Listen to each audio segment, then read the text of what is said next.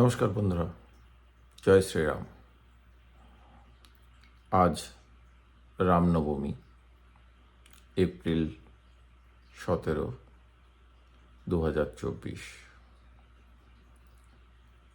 এবছরের রামনবমী সত্যি প্রচণ্ড তাৎপর্যপূর্ণ, কারণ আপনারা সবাই জানেন 2024-এর 22শে জানুয়ারি রামলালা অযোধ্যায় বিরাজমান হয়েছেন।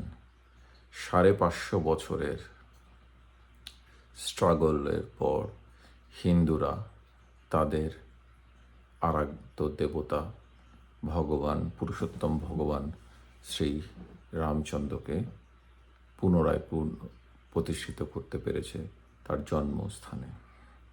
তাই সনাতনীদের কাছে, হিন্দুদের কাছে এই বছরের রামনবমী, রামের জন্মদিন সত্যি প্রচণ্ড তাৎপর্যপূর্ণ।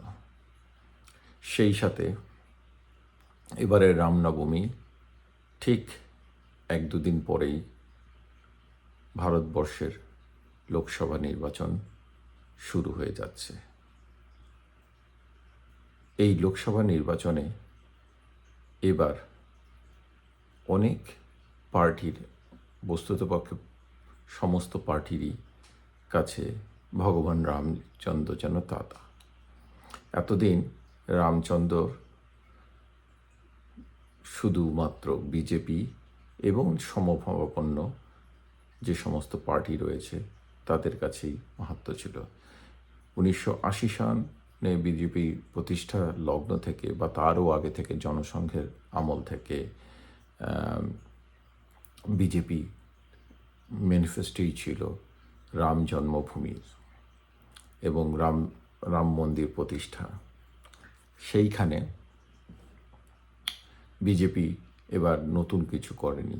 বিজেপি জাস্ট তাদের প্রতিশ্রুতি ইলেকশন ম্যানিফেস্টোতে প্রত্যেকবারই ছিল, সেই ম্যানিফেস্টোটাই তারা পূরণ করেছেন।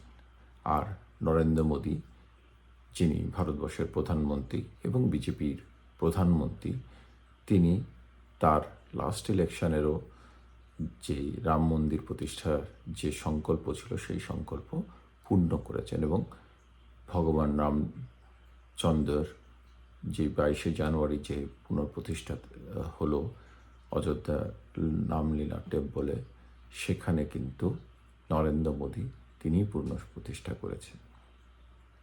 তো যাই হোক, এবার আসি, যা আমি বললাম যে বিভিন্ন পলিটিক্যাল পার্টি আমি দেখছিলাম এবার কিন্তু বিশেষ করে ওয়েস্ট বেঙ্গলে এবার কিন্তু উঠে পড়ে লেগেছে কিভাবে রামকে তারা রামের ভজনা করবে। যেরকম শুরুতেই বলে থাকি, যেই তৃণমূল সুপ্রিমো বা ওয়েস্ট বেঙ্গলের চিফ মিনিস্টার দিদি মমতা বন্দ্যোপাধ্যায়, তিনি 2019-এ ইলেকশনে খারাপ রেজাল্টের পরে যখনই যেখানে জয় শ্রীরাম বলেছেন, তিনি জয় শ্রীরাম এই ধ্বনিটিকে গালির সাথে তুলনা করেছেন এবং প্রচণ্ড রেগে যেতেন। এইবারও তিনি, আমি আসবো বিশদকারে কিছু ভিডিও শেয়ার করব যে তিনি কি বলেছেন রামনবমী নিয়ে। কিন্তু আজকে দেখলাম রামনবমী মিছিলে হেঁটেছেন তৃণমূলের ছোট বড় মাঝারি প্রায় সমস্ত লিডাররা। সায়নী ঘোষ থেকে শুরু করে দীপক অধিকারী বা দেব থেকে শুরু করে অরূপ রায় থেকে শুরু করে হাওড়াতে প্রসূন মুখার্জি থেকে শুরু করে সবাই প্রায় হেঁটেছেন রামের শোভাযাত্রাতে। তো আমি আসবো এই বিষয়ে। তো তার আগে একটু ছোট্ট করে দেখে নিন যে মমতা ব্যানার্জি কি গত বছরেও বলেছিলেন যে রামনবমী হচ্ছে বিজেপি এবং বিজেপিপন্থী যে সমস্ত দল আছে, বিশ্ব হিন্দু পরিষদ বা বজরং দল, তারা হচ্ছে মাইনরিটি এলাকাতে গিয়ে দাঙ্গা করে। সো এবারও তিনি বিভিন্ন মঞ্চ থেকে বলেছেন ইলেকশনের সভা করতে গিয়ে বলেছেন যে 17ই এপ্রিল হচ্ছে দাঙ্গা দিবস। তো কি মমতা ব্যানার্জি বলেছিল তা একটু ছোট্ট করে শুনে নিই, তারপরে আসছি তার ব্যাখ্যায়। সেই সাথে আমরা শুনব নরেন্দ্র মোদীও কি বলেছেন শিলিগুড়ি এবং উত্তর দিনাজপুর রায়গঞ্জের সভা থেকে। তো ছোট্ট করে শুনে নিই, তারপরে আসছি ব্যাখ্যায়। সেই সাথে আমি আপনাদের আরও দেখাবো যে যে সমস্ত তৃণমূলের নেতা নেত্রীদের কথা বললাম তারা কিভাবে কাঁধে পায়ে পা মিলিয়ে কাঁধে কাঁধ রেখে এই রামের শোভাযাত্রায় অংশগ্রহণ করছে। पहली रामनवमी है जब अयोध्या में भव्य राम मंदिर में राम लला विराजमान हो चुके हैं।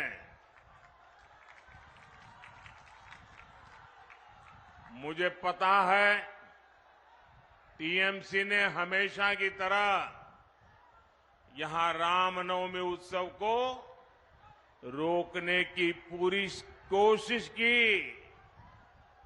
सारे षड्यंत्र किए, लेकिन जीत सत्य की ही होती है। इसलिए कोर्ट से अनुमति मिल गई है और कल पूरी श्रद्धा और भक्ति के साथ रामनवमी की शोभा यात्राएं निकलेगी। डीआईजी को भी मुर्शिदाबाद रेंज में चेंज कर दिया बीजेपी का बातों पे। अगर मुर्शिदाबाद मालदा में दंगा हो जाए तो इसको जमींदारी इलेक्शन कमीशन को लेना होगा कि हमको पता है कौन दंगा संभाल सकता है। आप जानबूझ के बीजेपी का बात पे अब चुन चुन के ऑफिसर चेंज करता है। वोट बैंक की राजनीति के कारण जानबूझकर एक षड्यंत्र के तहत टीएमसी श्री रामनवमी जैसे पवित्र त्योहार को बदनाम कर रही है। बंगाल में खेला होवे की संस्कृति के नाम पर भय उत्पन्न किया जा रहा है। जय श्री राम कहने वालों को जेल भेजा जा रहा है और जानबूझकर वोट बैंक की राजनीति को कंसोलिडेट करने के लिए जिहादी मानसिकता को उकसाया जा रहा है। ईद में 2 दिन की छुट्टी होती है, पता नहीं कहाँ होता है छुट्टी। और रामनवमी की छुट्टी, जन्माष्टमी के लिए छुट्टी के लिए कोर्ट में जाना पड़ता है। हिंदू समाज की इतनी दुर्दशा हो गई। हिंदुस्तान में क्या हिंदू सेकंड क्लास सिटीजन है क्या? पूरा देश में हिंदू समाज इसका विजय उत्सव मनाएगा रामनवमी में। किसी की हिम्मत नहीं, अधिकार नहीं रोके। रामनवमी में हिंदू समाज शोभा यात्रा निकालेगा, इसके पास उसके पास जाएगा। क्यों जाएगा? ये पूरा अधिकार है हिंदू समाज का अपना पर्व हिम्मत से मनाने के लिए, अपने ढंग से मनाने का। सब शांति रहना चाहिए। भाजपा का कंस्पिरेसी है राम के नाम पे अशांति करना, और हम लोग राम को भक्ति करते हैं, पूजा करते हैं। यही कोर्ट का पूरा स्टेट में नजर रखना है। भाजपा कोई कंस्पिरेसी नहीं कर सकती। আমরা দেখলাম ভিডিওটি। এখন বলছি তো শুনতে পারলেন, আপনারা বুঝতে পারলেন যে এই মমতা বন্দ্যোপাধ্যায় তিনি কিন্তু এবার 17ই এপ্রিলটিকে ওয়েস্ট বেঙ্গলে ছুটির দিন ঘোষণা করেছেন। তো রাম যদি এতই তার কাছে অ্যালার্জিটিক হয় বা জয় শ্রীরাম এই ধ্বনিটি যদি গালি হয়, তাহলে কেন এবার ঠিক ভোটের মুহূর্তে তিনি এই বছরেই কেনই রামের জন্মতিথিকে বা জন্মদিনকে ছুটি ঘোষণা করলেন, রাজ্য স্তরে ছুটি ঘোষণা করলেন। এই মমতা বন্দ্যোপাধ্যায় কিন্তু 2024-এর 22শে জানুয়ারি রাম লালাপুর প্রতিষ্ঠার দিন তিনি কিন্তু একটি জনসংহতি মিছিলের নাম করে তার সেই দুধেল গাইদের নিয়ে কিন্তু মিছিল করেছিলেন। এবং সেই ক্ষেত্রে তিনি ছুটি দেওয়া তো দূরের কথা, ভারতবর্ষের প্রত্যেকটি ছোট বড় মাঝারি বিজেপি অবিজেপি স্টেট সমস্ত ধরলে 28টি স্টেট এবং আরও প্রায় 8-9টি কেন্দ্রশাসিত অঞ্চল, তার প্রত্যেক এক্সেপ্ট ওয়েস্ট বেঙ্গল ছাড়া প্রত্যেকটি রাজ্যেই কিন্তু অর্ধ দিবস বা পূর্ণ দিবস এই 22শে জানুয়ারি এটিকে বন্ধ ঘোষণা করেছিল স্টেট গভর্নমেন্ট, লোকাল গভর্নমেন্ট এবং সেন্ট্রাল গভর্নমেন্ট। কিন্তু ব্যতিক্রম ছিল মমতা ব্যানার্জি। সেখানে তিনি দুধেল গাইদের নিয়ে জনসংহতি নামে একটি মিছিল বের করেছিলেন। আর আজকে তিনি সেই মমতা ব্যানার্জি 3 মাস পরে রামের জন্মদিনে রামনবমীর দিনটিকে ছুটি ঘোষণা করলেন জাস্ট ভোটে জেতার জন্য। কারণ তিনি বুঝে গেছেন তার 30% দুধেল গাইরা এবার তাকে হয়তোবা ভোট তরণী পার করবে না। তাই তিনি এইবার এই চেষ্টাটি করেছেন এবং ছুটি ঘোষণা করেছেন। যাই হোক, রামের যে কি প্রচণ্ড আজকের দিনে রামনবমী উদযাপন নিয়ে বেঙ্গলের বিভিন্ন জায়গাতে থেকে মানে প্রচণ্ড উৎসাহে মানুষজন তারা কিন্তু এই মিছিলে হেঁটেছেন এবং জয় শ্রীরাম ধ্বনিতে সমস্ত জায়গা মুখরিত হয়েছে। ইন্টারনেট ঘাটলে প্রচুর ভিডিও পাবেন বিভিন্ন জেলাতে, ওয়েস্ট বেঙ্গলের বিভিন্ন জেলাতে, গ্রামে, ছোট ছোট শহর মহকুমায়, সব জায়গাতেই মোটামুটি এই শোভাযাত্রা হয়েছে। তো একটি ছোট্ট শোভাযাত্রার কিছু অংশ আমি ওয়েস্ট বেঙ্গলের একটি ইউটিউব চ্যানেলের থেকে আপনাদের সাথে শেয়ার করছি, যেখানে বারাসাতে আপনারা দেখতে পাবেন যে বিশাল এক জনজ সমুদ্র ঘটেছিল। প্রায় লক্ষাধিক বা তারও বেশি মানুষ জড়ো হয়েছিলেন এবং জয় শ্রীরাম ধ্বনিতে মুখরিত হয়েছিল। তো আপনারা দেখে নিন, তারপরে আসছি আমার পরবর্তী সেকশনে।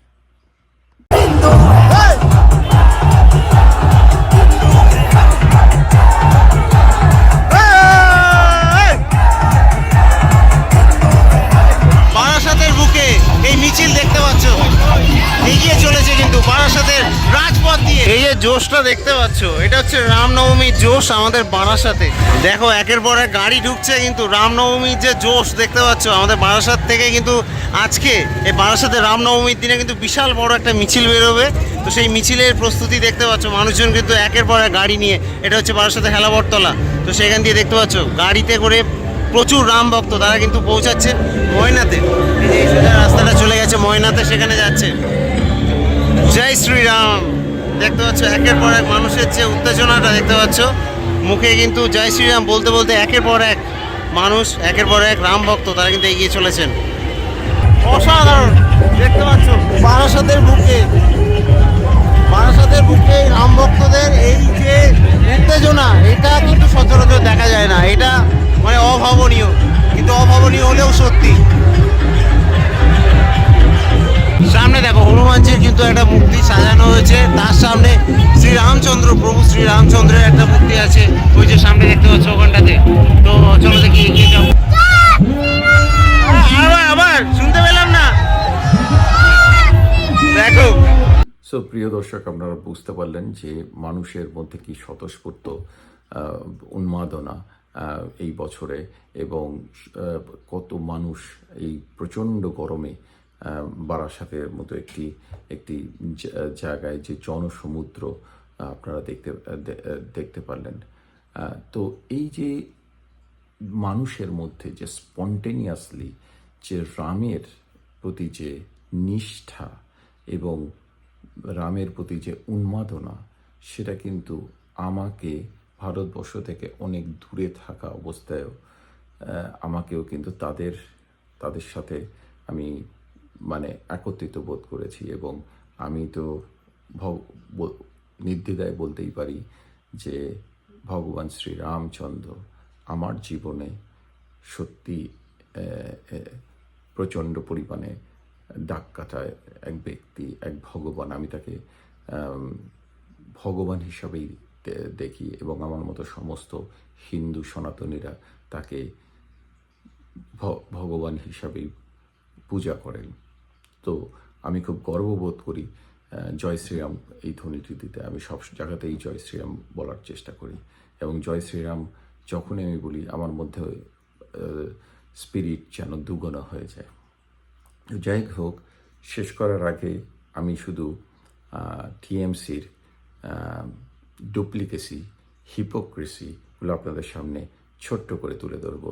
যেটি আমি বলছিলাম যে টিএমসির ছোট বড় মাঝারি সমস্ত লিডার, যেরকম সায়নী ঘোষ থেকে শুরু করে প্রসূন মুখার্জি থেকে শুরু করে অরূপ রায় থেকে শুরু করে সবাই আজকে হেঁটেছেন। দীপক অধিকারী, দেব থেকে শুরু করে দেব তো জয় শ্রীরাম উচ্চারণ করেছেন, ধ্বনি দিয়েছেন। এবং আমি তার মাঝখানে দেখলাম যে হঠাৎ করে তিনি জয় শ্রীরাম এক দুবার বলার পরে হঠাৎ করে তিনি জয় সিয়ারাম বলেন। কারণ টিএমসি তো তাকে দুদিকটা ব্যালেন্স করে চলতে হচ্ছে। মনে চাইলেও পুরোপুরিভাবে জয় শ্রীরাম বলতে পারছে না, যদি দিদির চক্ষাশুল হয়ে যায়। তাই তাদের ভাষায় জয় শ্রীরামের জায়গায় জয় সিয়ারাম কথাটা বলেছে এক দুবার। তো যাই হোক, আমি দেখাচ্ছি যে সায়নী ঘোষ কীভাবে মাথায় পাগড়ি বেঁধে জয় শ্রীরাম বলতে বলতে জয় শ্রীরামের শোভাযাত্রায় হেঁটেছে। সেই সায়নী ঘোষ যে 2024-এর 22শে জানুয়ারি ভগবান শ্রীরামের পুনঃপ্রতিষ্ঠার দিন বলেছিলেন মিডিয়ার সামনে যে এত মন্দির করা হচ্ছে, তো মন্দির করা হচ্ছে, আমরা কি সবাই কাটোরা নিয়ে ভিক্ষা করতে যাব, ভিক্ষার বাতি নিয়ে যাব? আজ সেই সায়নী ইলেকশনে বৈতরণী পেরোর জন্য এই জঘন্য কাজটি করছেন। এটি টোটালি হিপোক্রেসি আর ডুপ্লিকেসিতে ভরা। তো দেখে নিন, তারপরে শেষ করব আমার আর কিছু অনুধাবন নিয়ে। বর্ণাঢ্য শোভাযাত্রায় অংশ নেন হাওড়ার তৃণমূল প্রার্থী প্রসূন বন্দ্যোপাধ্যায় ও তৃণমূল নেতা অরূপ রায়। রামনবমীর মিছিলে যাদবপুরের তৃণমূল প্রার্থী সায়নী ঘোষও।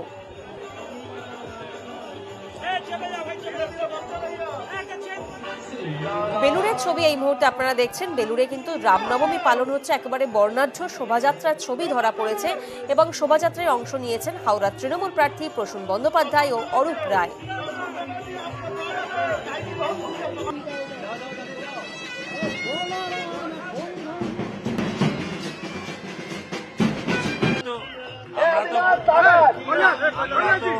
পুজো দেখি তো আমাদের সবাই আছে একসাথে, রামও আছেন, কৃষ্ণ আছে, সবাই আছে।